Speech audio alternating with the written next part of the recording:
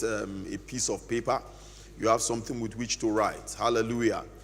Please always remember and see church as school. Always see church as school.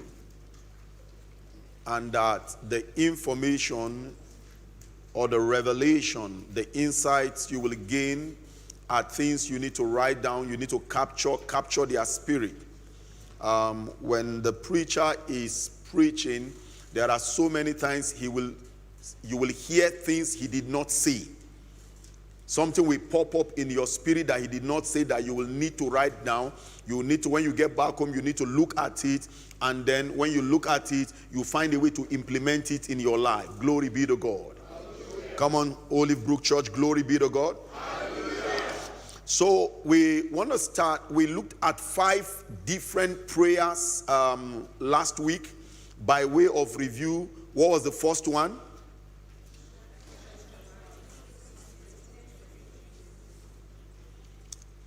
What was the first one? So the first one is in Ephesians chapter 1, 16 to what? 23. And the second one is where? 14 to 20. And the third one is what? 1, 9 to 11. And the fourth one?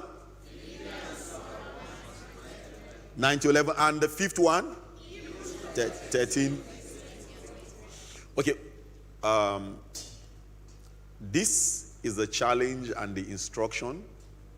You will do well if you can memorize them. Now, when you're memorizing them, look for the translation that is friendly to you. Like me, I like King James. Cease not to give thanks for you, making mention of you in my prayers that the God of our Lord. I like those kind, thou, that, because I'm not of this generation. So, but you could like the CEV, the NLT, that will be speaking as if they are speaking slangs to you. You know, Good News Translation. Look for a translation that resonates with you, where you can see, listen, you have to. It's not an option. Memorize them. Sometimes, I remember one time, long ago, I went to a bank. I was fasting and praying these same prayers. That time, I was praying Colossians.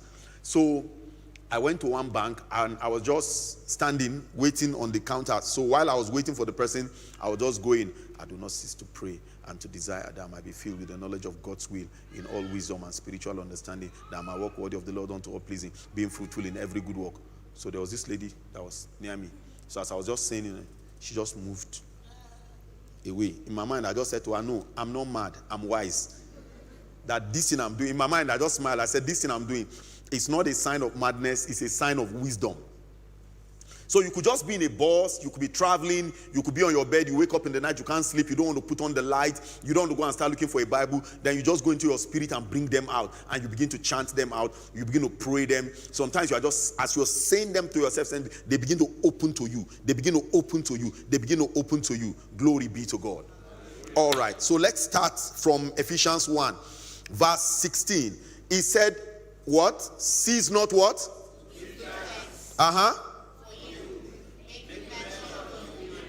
So look at Paul here. He said, cease not to give thanks. That means here, he was talking about prayer. If you look at that verse, down that verse, he said, making mention of you, my prayers. That means he understood prayer, but he made a special allocation for thanksgiving.